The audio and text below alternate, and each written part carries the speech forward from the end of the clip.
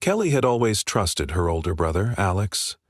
Growing up, he had been the steady hand she could rely on, the one who helped her with her math homework, stood up for her at school, and comforted her during their parents' divorce. So when their grandmother passed away and left behind a modest inheritance, Kelly had no reason to doubt that Alex would handle everything fairly. After all, they were siblings, and their grandmother had always treated them equally, ensuring they each felt equally loved. The inheritance itself wasn't massive. Their grandmother had owned a small house on the outskirts of town, along with some savings and a modest collection of antique furniture. Kelly knew the estate would be enough to provide each of them with a solid financial boost, something they could both use to stabilize their futures. For Kelly, that meant paying off her student loans and, possibly, starting her own photography business. For Alex, who had a well-paying job in finance, she assumed the money would be more of a safety net than a necessity. When their grandmother passed, Alex immediately took the lead in handling the legal matters. "Don't worry about it," he had assured her. "I've got it all under control. I'll make sure everything is taken care of." Kelly, still grieving the loss of the one family member who had always made her feel completely understood, was grateful to let Alex take the reins. She signed the papers he handed her, without much thought, trusting that he had her best interests at heart. For months, Kelly heard little about the inheritance. When she asked Alex about it, he'd brush her off with vague assurances. "It's a slow process," he'd say, or, "These things take time, don't stress about it." His nonchalant attitude didn't seem unusual to Kelly. After all, she knew how busy he was with his demanding job and his seemingly perfect girlfriend, Lily. Kelly figured he'd let her know once everything was finalized. Then one day, everything changed. It was a sunny Saturday afternoon when Kelly decided to stop by Alex's house. She hadn't seen him in a few weeks, and she missed him. Plus, she'd baked her famous chocolate chip cookies, something Alex had always loved since they were kids. She thought it might be a nice surprise. As she pulled up to his house, she noticed a shiny new SUV parked in the driveway. It was a far cry from Alex's old, reliable sedan. Kelly knocked on the door, and Alex's girlfriend, Lily, answered, looking surprised. "Oh, Kelly, hi! I didn't know you were coming by," Lily said, stepping aside to let her in. Kelly smiled awkwardly, sensing she'd caught them off guard. As Kelly entered the living room, she heard Alex's voice from the kitchen. "The mortgage wasn't even a problem. With the inheritance, I was able to pay for it outright. Can you believe that?" he said, laughing.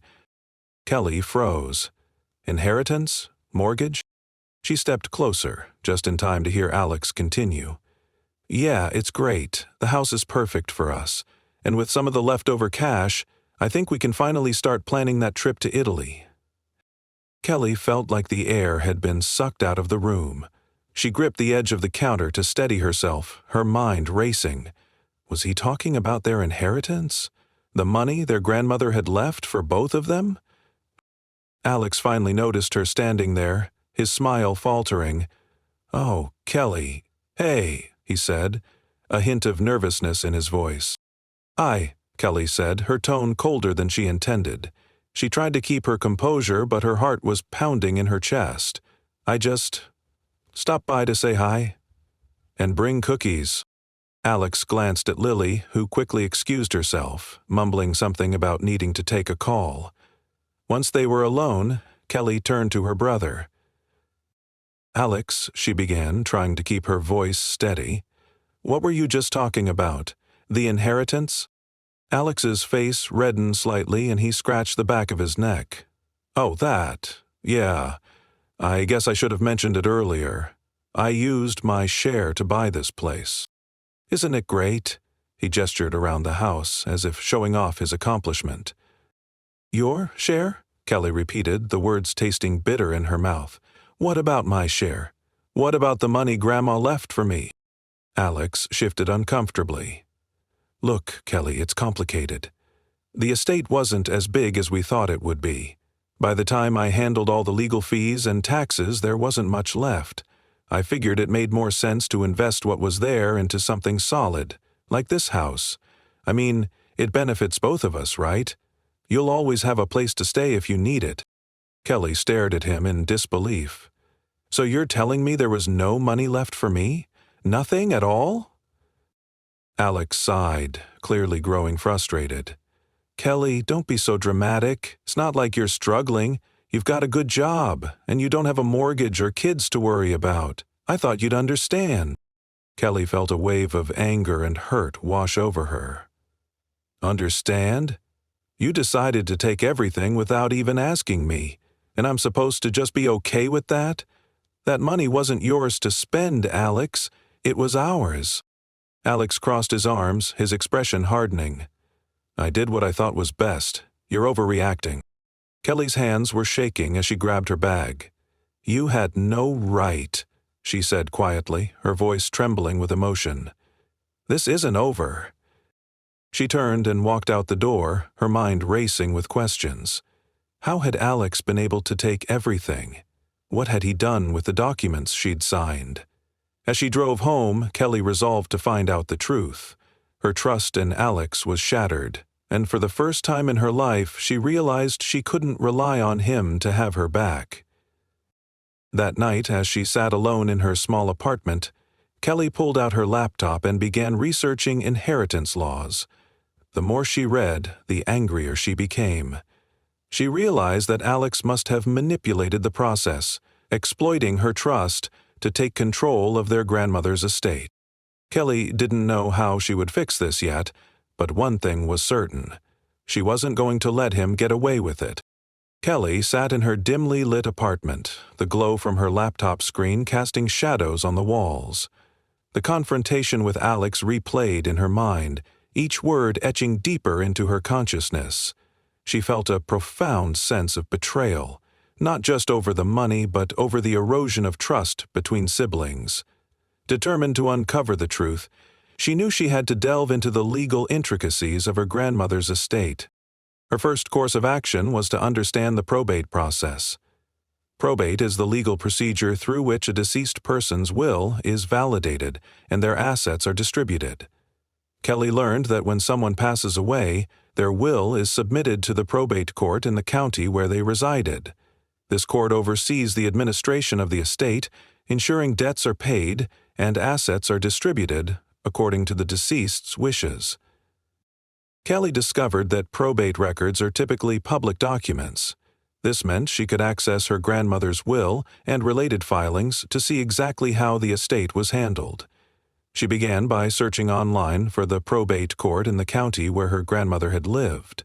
The county government's website provided information on how to request probate records. Some counties offer online databases where you can search for estate information by the deceased's name, while others require in-person visits or written requests. After navigating the website, Kelly found an online search tool. She entered her grandmother's name and, to her relief, a case file appeared, indicating that the estate had indeed gone through probate. The file number and a list of available documents were displayed. However, accessing the full documents required a formal request and a small fee. Kelly filled out the necessary forms, provided proof of her identity, and submitted her request electronically. She was informed that it might take a few days to process. In the meantime, she decided to educate herself further on inheritance laws and the rights of beneficiaries. She learned that beneficiaries have specific rights during the probate process. They are entitled to be informed about the proceedings, receive accountings of the estate's assets and liabilities, and obtain distributions in a timely manner. Executors, the individuals appointed to manage the estate, in this case Alex, have a fiduciary. This means they must administer the estate impartially, avoid conflicts of interest, and provide accurate information to all parties involved. Kelly realized that if Alex had breached these duties, he could be held legally accountable. She also discovered that if a beneficiary believes the executor is mismanaging the estate or not fulfilling their duties, they can file a petition with the probate court to have the executor removed or to compel them to provide information.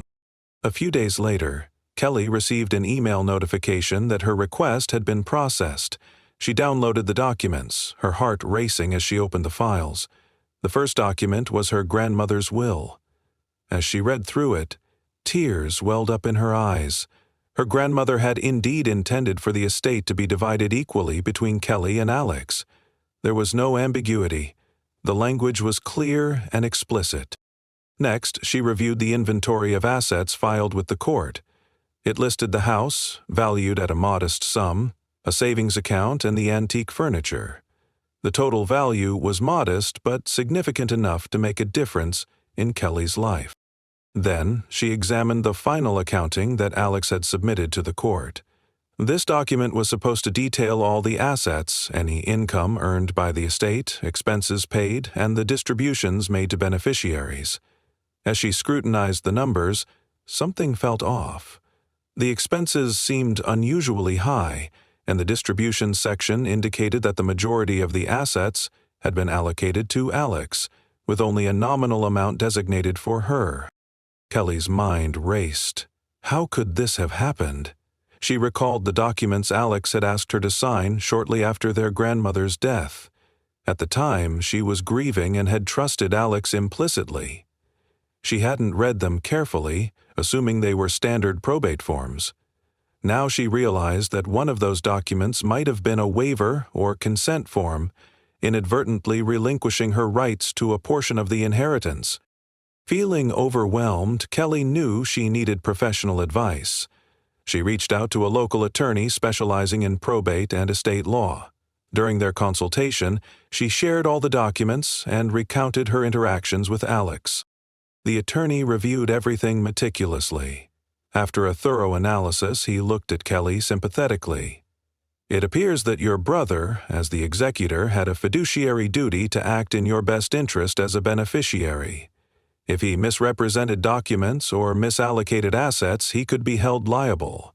However, since you've already signed certain documents, it complicates matters. We would need to prove that you were misled or that there was some form of misconduct." Kelly felt a glimmer of hope, but also apprehension about the potential legal battle ahead. The attorney continued. The next step would be to file a petition with the probate court to request a formal review of the executor's actions. This could lead to mediation or, if necessary, litigation. It's essential to act promptly, as there are statutes of limitations that apply. Kelly nodded, realizing the gravity of the situation. She had a long road ahead, but armed with knowledge and professional support, she felt more prepared to confront the challenges. Her relationship with Alex might never be the same, but she was determined to seek justice for herself and honor her grandmother's true intentions. The days following Kelly's discovery of her brother's betrayal felt like an emotional fog. She couldn't sleep. She couldn't focus at work. Every conversation, every task, felt like it was happening from a distance, as if her life were unfolding in someone else's reality. Her trust in Alex had been shattered, and the betrayal cut deeper than she had ever imagined.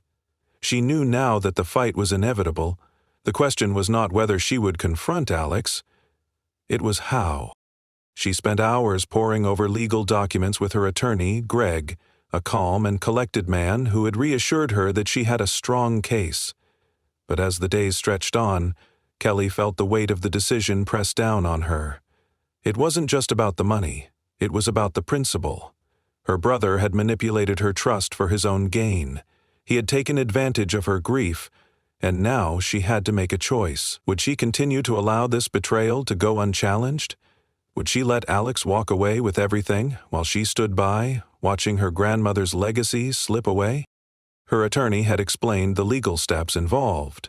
Filing a petition with the probate court would be the next logical step. It was a straightforward process. Kelly would formally request a review of the estate's distribution and Alex's actions as the executor. But there was a catch. Probate cases, even simple ones, took time. The process could drag on for months, possibly longer, and Kelly wasn't sure if she had the emotional strength to endure a long, drawn-out battle, especially with her brother. The thought of it made her feel nauseous. She had spent years building a relationship with Alex, and now she wasn't sure if she could ever trust him again. It wasn't just the legal ramifications she had to consider. The emotional cost of taking this to court was enormous. If she filed a petition, it would be public knowledge. It would tear the family apart. Their parents, who had always been a quiet but solid support system, would inevitably be dragged into the conflict. Kelly wasn't sure if she could bear the thought of them choosing sides, of their family being torn asunder over money, over this thing that, in the grand scheme of things, was supposed to honor their grandmother's memory, not destroy it. But as the weeks passed, the quiet rage inside Kelly grew. She couldn't allow herself to be the victim in this situation. She had worked too hard for too long to allow Alex's actions to go unchecked. She needed to take control of her life again. One evening, as Kelly sat alone in her apartment, reviewing the legal documents again, the phone rang. It was Alex. Her heart raced at the sight of his name on the screen. For a moment she debated letting it go to voicemail, but no, she had to face him. She had to deal with this once and for all. "Hey, Kelly," Alex's voice came through, tentative but warm. "Have you been?" "Sick." "Good," she replied flatly. The word sounded hollow, even to her. "How about you?" "Busy, you know. Things have been crazy with work and the house. I've been meaning to check in. It's been a while since we hung out, huh?" Kelly bit back the urge to let loose, to scream, to demand an explanation for his actions. Instead, she kept her voice steady. "Yeah, it's been a while. I've been thinking, maybe we can grab dinner soon," Alex continued. "You know, just the two of us. Catch up." Kelly's hands tightened around the phone, her nails digging into her palm. He sounded so casual, so unaffected by what had happened, it made her blood boil. But she couldn't let herself react in the moment. She needed a plan. "I don't think dinner's a good idea right now," Kelly replied. "I've been thinking about everything, Alex. About the inheritance, about the house. I need to understand what's going on." There was a long pause on the other end of the line.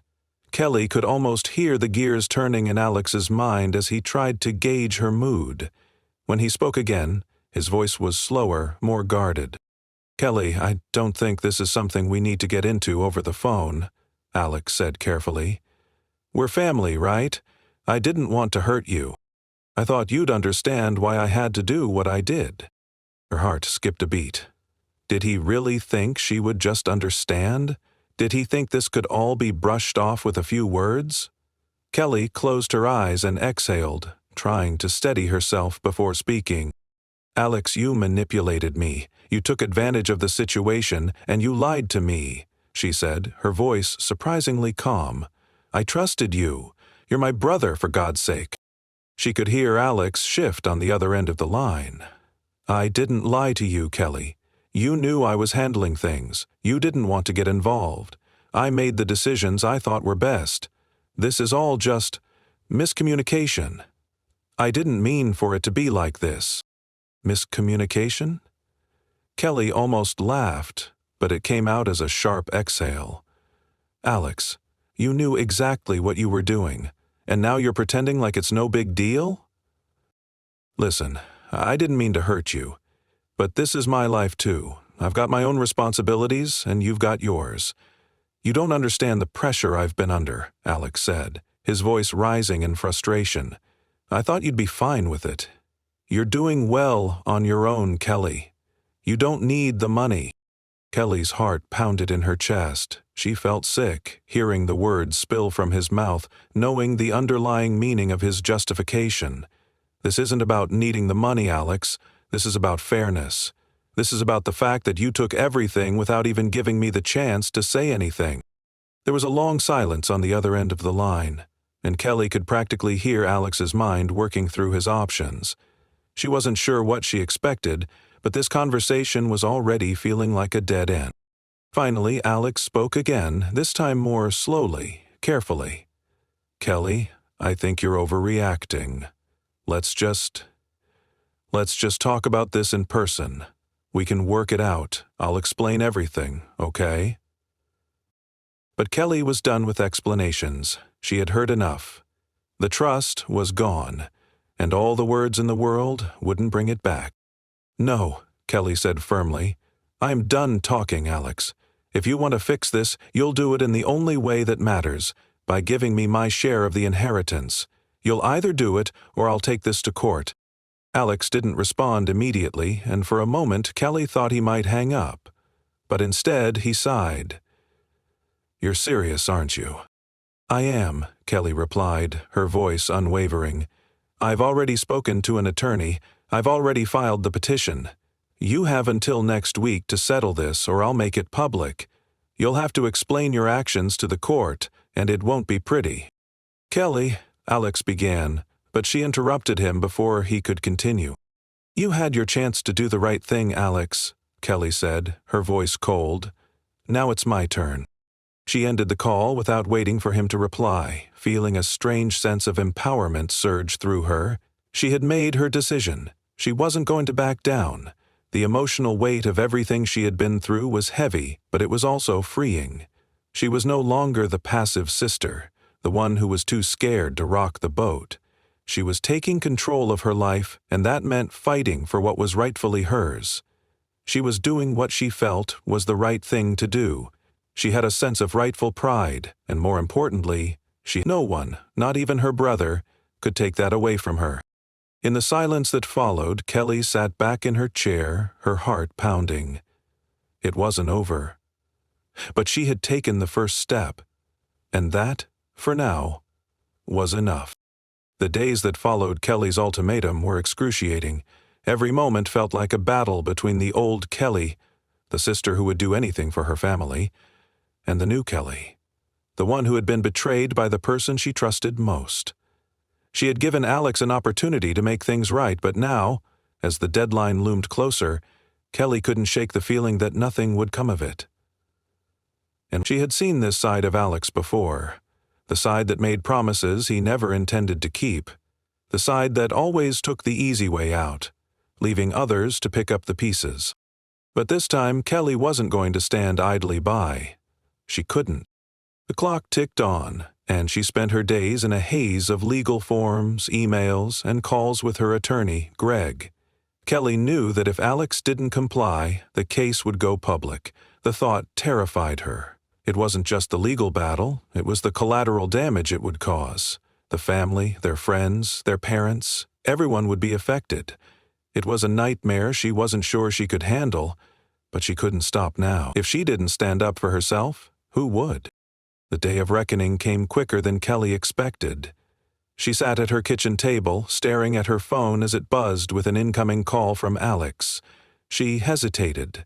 Part of her wanted to let it go to voicemail, to let him stew in his guilt a little longer, but she knew she couldn't avoid him forever.